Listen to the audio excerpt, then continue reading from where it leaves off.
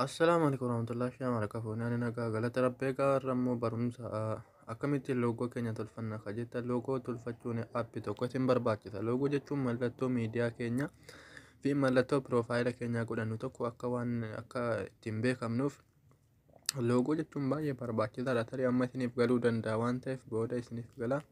Egaa loogoon akkamitti hojjetama kan jedhuuf aappii tokko pilaastoorii keessaa ni buufattu.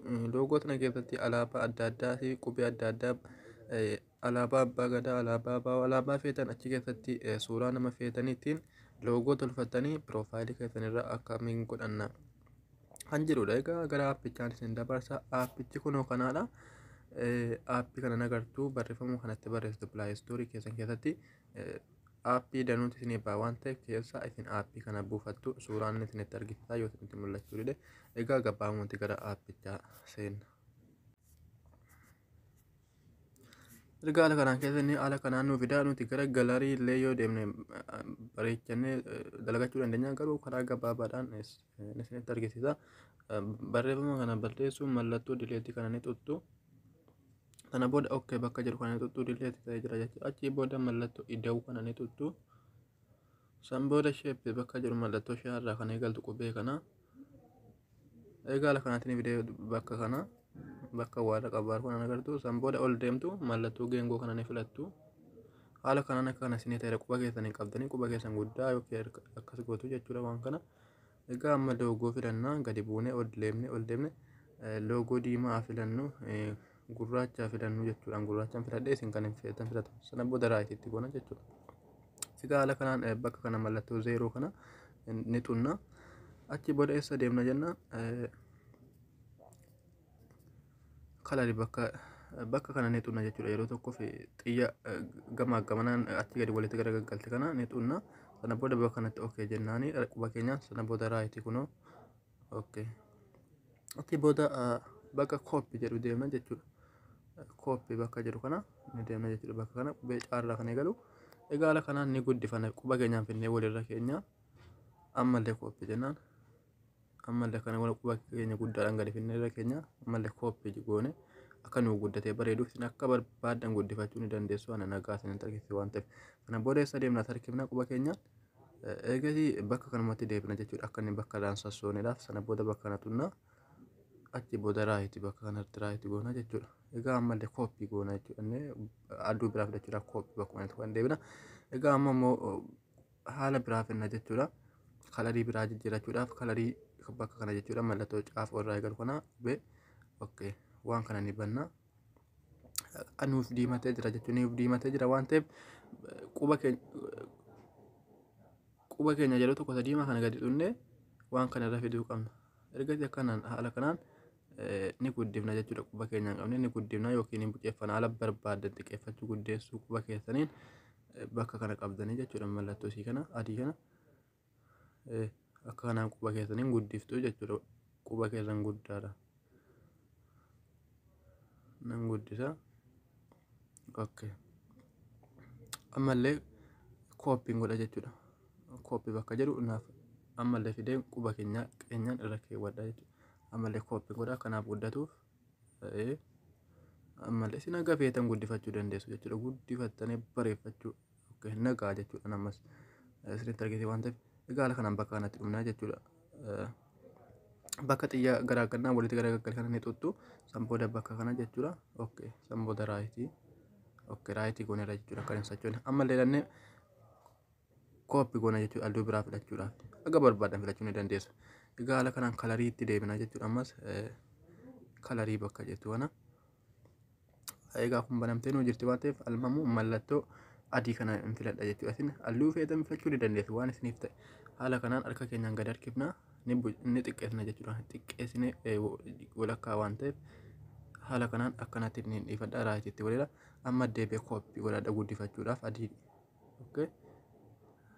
Okkee. Ammas kooppiin godhadha. Okkee. Ayyoo.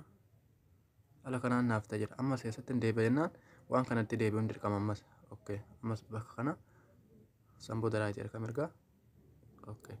Amma xumurree jirra jechuudha. Nagaa isinitti argisiisu waan ta'eef.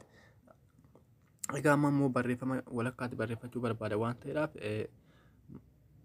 ammallee mallattoo ida'u kana nin tuqaa jechuudha. Ida'u kana tuqee sheeppis bakka jettu kana nin filadha.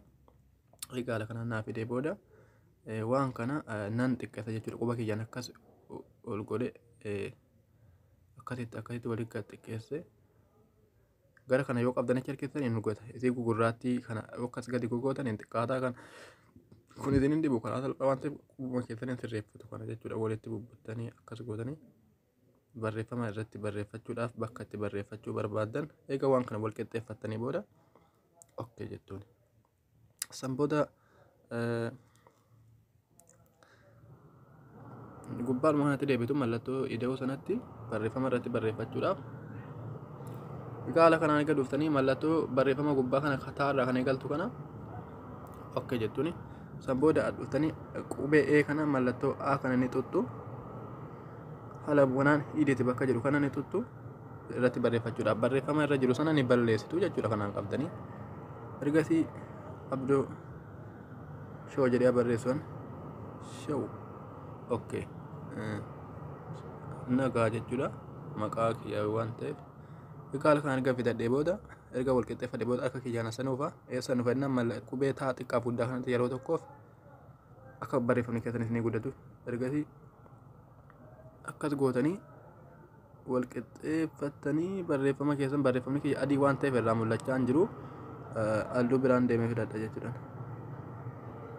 Egaa haala kanaan wal qixxeeffattanii booda raayit itti gootu. San booda eessa deemtu halluu biraa barreeffama keessanii filachuudhaaf bakka geengoo kana ni tuttu jechuudha. Okkee ni bantu. Amma barreeffamni naa mul'atee jira. Barreeffama halluu biraan filadha jechuudha. Barreeffama kiyyas kanan filadha. Akkanaan barreeffamni kiyya akkas naa ta'ee jira jechuudha. Yoon kana fidadhee kana yoon kana fidadhee kana jechuudha. Kanumaan fedhe. Kan irratti dhiifadhaa raayitiin itti godha jechuudha. Ergasii booda barreeffamni kiyya haala naa barreechuu baa guddaa kana nan tuqaa. Kana yoo jala sararachuu barbaade barreeffama kiyya jala ilaala akka inni ta'u jala naaf sararamee jira. Yoon jallisuu barbaade kana nan tuqaa jallatee jira jechuudha. Raayitiin godha jechuudha.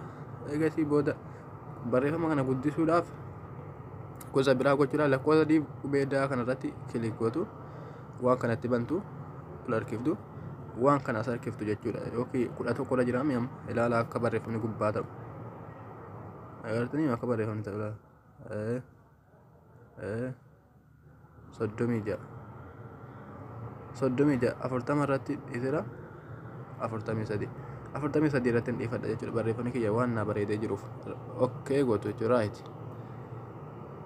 haala kanaan harka keessanii dhuftanii akkana gogootanii akka inni gubbaa ta'u egaa amma xumurree jirra waan ta'eef kana tuttuu jechuudha. Bakka galarii keessanitti dabarfachuudhaaf as tuttanii okkee jettu bakka kana jechuudha. Bakka suuraa isin mul'attu kana ka gubbaadhuma irra jirtu kana okkee sana booda seefi bakka jedhu kana ni tuttu.